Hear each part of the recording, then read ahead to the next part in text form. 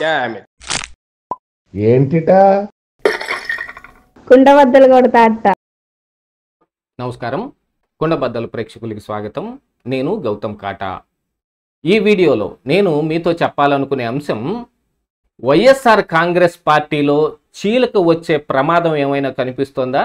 ఎందుకంటే రెండు వర్గాలుగా చీలిపోయి వైఎస్ఆర్ కాంగ్రెస్ పార్టీలో ఉన్నవాళ్ళు వాళ్ళల్లో వాళ్లే కొట్టుకునేలాంటి పరిస్థితులు వచ్చాయి. ఇలాంటి పరిస్థితి ఎందుకు వచ్చింది, ఏమిటి ఆ రెండు వర్గాలు, వాళ్ళ మధ్య ఉన్న ఈ వివాదం ఎందుకు రేగింది అనేది పూర్తిగా ఈ వీడియోలో నేను మీకు వివరిస్తాను. వీడియో నచ్చితే కనుక ఖచ్చితంగా లైక్ చేయండి, మరొక 10 మందికి షేర్ చేయండి. ఇక వైఎస్ఆర్ కాంగ్రెస్ పార్టీ ఓడిపోయి 11 సీట్లకే పరిమితం అవటం వెనుకున్న కారణం ఏమిటి అనంటే, అందరూ పైనున్న నాయకుడి దగ్గర నుంచి కిందనున్న కార్యకర్త వరకు సజ్జల రామకృష్ణారెడ్డి పేరే చెబుతారు. కానీ సజ్జల రామకృష్ణారెడ్డికి మరి జగన్మోహన్ రెడ్డికి అయితే మధ్యలో ఇలాంటి వివాదం అయితే ఏది రేగలేదు. ఇప్పటికీ సజ్జల రామకృష్ణారెడ్డి ఐడియాలజీ కానీ ఆయన మైండ్ తోటే జగన్మోహన్ రెడ్డి ఆలోచిస్తున్నట్టుగా కనిపిస్తోంది. కాకపోతే ఈ వైఎస్ఆర్ కాంగ్రెస్ పార్టీలో ఇప్పుడు కొత్తగా నియమితులైన జిల్లా స్థాయి అధ్యక్షులు కావచ్చు, పార్లమెంటరీ నియోజకవర్గాల స్థాయి నాయకులు, మొన్ననే జగన్మోహన్ రెడ్డి ఒక మీటింగ్ పెట్టి ఇక పార్టీ మీకు ఫుల్ పవర్స్ ఇచ్చేసింది, మీరు ఏం చేయదలుచుకుంటే అది మీరే సొంతగా చేసేయండి, మీరే పార్టీ, పార్టీయే మీరు అని కొంతమందిని నియమించాడు. ఆ నియమించిన దాని మీద కూడా ఒక పెద్ద వివాదం రేగుతోంది. ఆల్మోస్ట్ ఆల్ జగన్మోహన్ రెడ్డి ఈ వైసీపీ పెట్టిన దగ్గర నుంచి జగన్ అంటే అభిమానంతో, జగన్ అంటే పడిచచ్చే వాళ్ళు కొంతమంది ఆల్రెడీ ఫస్టే ఉన్నారు.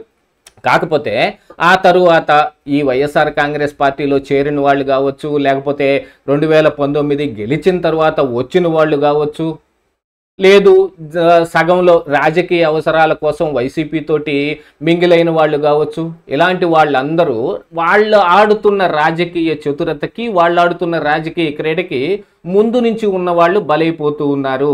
ఆల్మోస్ట్ ఆల్ ఈ అధికారంలో ఉన్న సమయంలో ఇలా పై ఎత్తున వచ్చిన నాయకులదే హవా బాగా నడిచింది. వాళ్ళందరికీ హెడ్గా మరి సజ్జల రామకృష్ణారెడ్డి ఉన్నాడు. ఏదైనా జగన్మోహన్ రెడ్డి దాకా చేరాలంటే అప్పట్లో ఉన్నది ఏంటి, ఎవరు డైరెక్ట్గా వెళ్ళి కలిసే అవకాశం లేదు.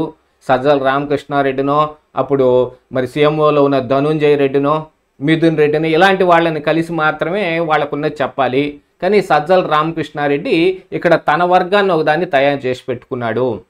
ఇలా బలంగా తన వర్గం ఉండటం మూలానే ఇప్పటికీ సజ్జల రామకృష్ణారెడ్డిని జగన్మోహన్ రెడ్డి భరించవలసి వస్తుంది అనే ఒక భావన ముందు నుంచి ఉన్న వాళ్ళల్లో ఉంది.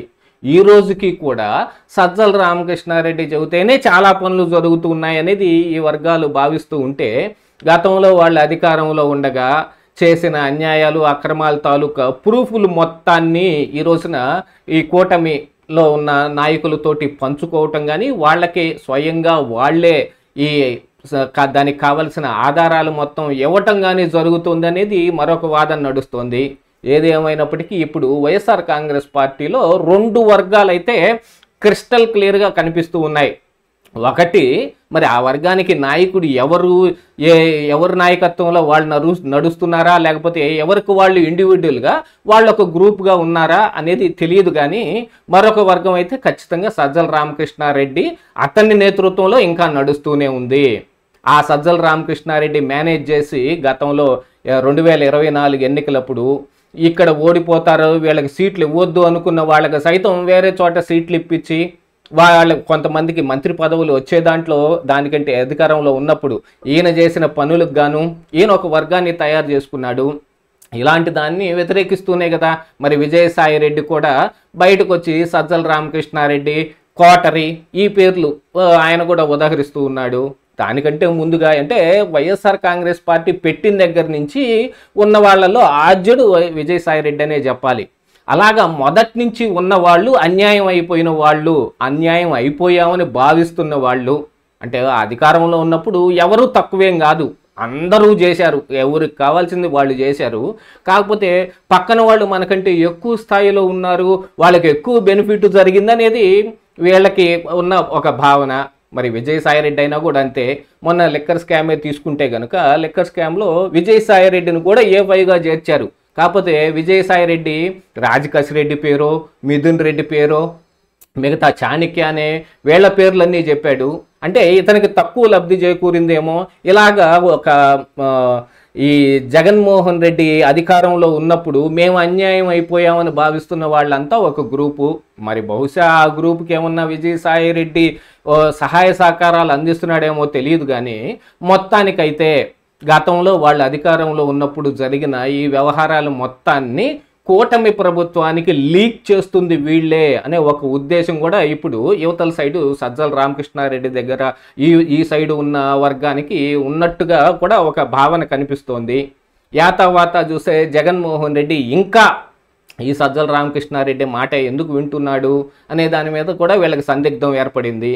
ఇదే రకంగా కొనసాగితే మళ్ళీ సజ్జల రామకృష్ణారెడ్డి ఈ గ్రూప్ మొత్తానికి లీడర్ అయ్యి జగన్మోహన్ రెడ్డిని కూడా ఆక్రమించేసి ఆయన మైండ్ ఈయన మైండ్ చేసి పెడతాడు. అంటే మరి రేపు ఫ్యూచర్లో అధికారం వచ్చినప్పటికీ మనకేమి లాభం కలుగుతుంది? మళ్ళీ సజ్జల రామకృష్ణారెడ్డి వర్గానికే కదా అని అనుకునే వాళ్ళందరూ ఇప్పుడు ఆ వర్గాన్ని దూరం చేసేసే ప్రయత్నం చేస్తున్నారు. దానికి గాను ఇప్పుడు ఈ వైఎస్ఆర్ కాంగ్రెస్ పార్టీ నాయకుల మీద పడుతున్న కేసుల్లో ఖచ్చితమైన ఆధారాలు మొత్తం అందిస్తుంది వీళ్ళే అనేది కూడా ఒక సమాచారం బయట నడుస్తోంది. ఒక పుకారులాగా ఉన్నప్పటికీ అది నిజమేనన్నట్టుగా కూడా ఉంది. లేకపోతే ఎంత ఖచ్చితమైన సమాచారం ఎవరిని పట్టుకుంటే ఏం దొరుకుతుంది, ఎవరి దగ్గర ఏమున్నాయి అనేది మొత్తం ఎలా కూటమి ప్రభుత్వానికి తెలుస్తుంది? అధికారులు సైతం ఇంకా వైఎస్ఆర్ కాంగ్రెస్ పార్టీలో ఉన్న నాయకులకే వాళ్ళకు ఒత్తాసు పలికే విధంగా కనిపిస్తూ ఉన్నారు.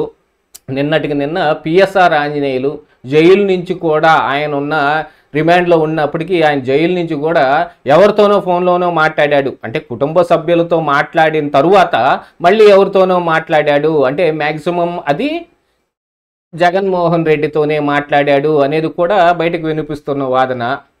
దీంతో పాటుగా మరి ఉండవల్లి అరుణ్ కుమార్ని ఏదో పిఎస్ఆర్ ఆంజనేయుల దగ్గర పంపించినట్టుగా కూడా కొంత సమాచారం వస్తోంది.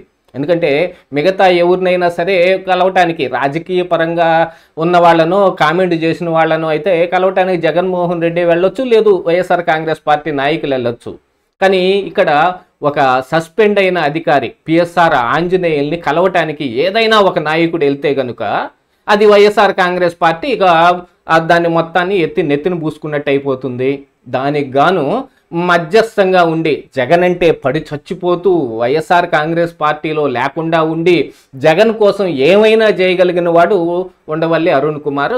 ఆయన్ని పిఎస్ఆర్ ఆంజనేయుల దగ్గరికి పంపించి మీకేం పర్వాలేదు, జగన్మోహన్ రెడ్డి అంతా చూసుకుంటాడు, మీరేం బయటపడాల్సిన అవసరం లేదు అని ఒక సంకేతం పంపించినట్టుగా కూడా సమాచారం బయటకు వస్తుంది. ఇక ఈ పార్టీ సంగతికి వచ్చేటప్పటికి సజ్జల రామకృష్ణారెడ్డిని ఇంకా దూరం పెట్టడం లేదే అని బాధపడుతున్న వాళ్ళు కానీ ఈ సజ్జల పోతే తప్ప మనకి ఇక్కడ మన ప్రభావం చెల్లదు అనుకునే వాళ్ళు కానీ ఇప్పుడు కూటమి ప్రభుత్వానికి సహకరిస్తున్నారు. వాళ్ళ మీద గరంగా ఈ సజ్జల వర్గం కూడా కొంచెం ఉప్పు నిప్పుగానే తయారై కూర్చుంది. మరి ఇదంతా చేరి రేపటికి ఏమవుతుంది? వైఎస్ఆర్ కాంగ్రెస్ పార్టీ ఏమన్నా రెండుగా చీలిపోతుందా అనే అనుమానాలు అయితే ఖచ్చితంగా వస్తాయి కదా. ఇదే ఈరోజు కుండబద్దలు.